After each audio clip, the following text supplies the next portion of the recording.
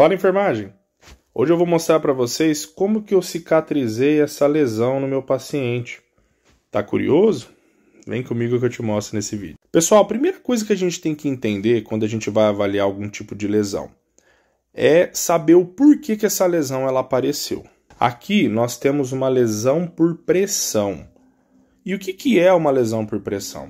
É uma lesão, como o próprio nome já diz, que foi gerada por uma pressão constante em um determinado local. Por que é importante a gente saber disso? Porque não adianta eu vir aqui e escolher os melhores produtos, as melhores coberturas, fazer o melhor curativo, se eu não entendi o real motivo pelo qual essa lesão apareceu. Então, sabendo que ela está sendo ocasionada por uma pressão constante, a primeira coisa que eu tenho que pensar é como que eu vou aliviar essa pressão. A gente tem hoje no mercado de trabalho muitas opções, como alguns colchões, os colchões pneumáticos, os colchões com casca de ovo. Temos também como fazer alguns coxins e outros protetores que a gente coloca aqui ou envolto, algumas boias, para fazer com que essa região que está recebendo essa pressão constante seja aliviada. Além disso tudo, é muito importante a gente entender como que está o estado nutricional desse paciente, se esse paciente está passando por algum tratamento de saúde ou talvez até alguma medicação que possa atrapalhar no processo de cicatrização. Mas aqui vamos pensar o seguinte, nós sabemos que é uma lesão por pressão, ok? Que tipo de lesão por pressão que é essa? Lembra lá na anatomia que nós temos as nossas camadas, os tecidos da nossa pele? Epiderme, derme, hipoderme ou tecido subcutâneo, tecido muscular, aí tem os tendões, os ossos. Então, aqui nesse tipo de lesão, a gente percebe que a segunda camada da pele, que é a derme, ela já foi acometida. Então nós classificamos essa lesão como lesão por pressão grau 2. Matheus, bacana, eu já sei que lesão que é essa, eu já sei por que ela apareceu, agora eu tenho que saber o seguinte, que tipo de tecido que é esse que está apresentando aqui na lesão e qual que é a melhor cobertura ideal para cada tipo de tecido. Então vamos lá. Aqui, pessoal, a gente tem o nosso tecido 100% de granulação. O que significa isso? O tecido de granulação ele é um tecido 100% vitalizado. A gente quer com que esse tecido ele esteja presente porque é com base nele que nós vamos começar a conseguir fazer com que essa lesão cicatrize. E outra coisa muito importante que muito profissional esquece na hora de avaliar uma lesão é como essas bordas estão. Não adianta nada eu ter um leito de lesão propício se eu não tenho uma borda propícia. Lembra que a lesão, na maioria das vezes, ela fecha de dentro para fora e das bordas para o centro? Se eu não tenho uma borda adequada ou se eu não tenho um leito da lesão adequada, eu não vou cicatrizar essa lesão. Então eu tenho que unir esses dois fatores para que eu possa fazer a melhor conduta para que esse processo cicatricial possa continuar.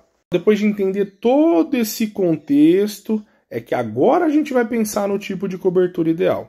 Então, o que eu tenho que fazer com esse tipo de tecido? Vamos levar 3 coisas importantes aqui em consideração. A primeira coisa é manter a umidade dessa lesão adequada. O que significa isso?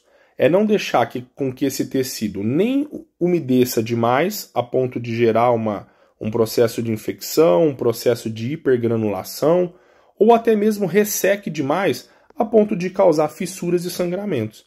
Então, manter o leito da lesão na umidade adequada é o primeiro passo, tá? O segundo passo é fazer o curativo da forma adequada. Não adianta nada eu usar os produtos da melhor qualidade se eu faço o curativo de uma forma não limpa ou de uma forma não estéril, e eu vou lá e contamino toda essa região em que eu estou realizando o curativo. Então é muito importante ter isso em mente também. E o terceiro passo é trocar esse curativo na hora exata. A gente pode aí fazer esse curativo geralmente uma vez ao dia, mas às vezes, pessoal, entra sujidade no local, às vezes o paciente, principalmente nessa região, acaba usando fralda e aí suja, entra fezes, entra urina. A gente tem que trocar esse curativo antes, tá bom? Entendendo tudo isso, aí a gente pode pensar no seguinte, qual pomada que eu vou usar que melhor se encaixa nesse tipo de lesão? Aqui eu utilizei uma pomada à base de hidrogel, porque o hidrogel ele tem a finalidade de manter o leito da lesão numa umidade adequada, Mas eu também associei um outro produto junto com esse hidrogel, que é o alginato de cálcio. E qual que é a função principal do alginato de cálcio? Puxar secreção, puxar umidade que possa estar em excesso nesse tipo de lesão. Essa pomada com hidrogel e alginato de cálcio, ela foi fundamental para manter esse processo cicatricial. E olha que bacana, olha como que essa lesão se manteve bem controlada durante todo o processo de cicatrização. Tá vendo que ela se manteve com tecido de granulação, aqui ela foi fechando, aqui ela também já estava quase totalmente ocluída e aqui ela ficou 100% ocluída. Por que a gente tem que avaliar, pessoal, cada etapa da nossa lesão?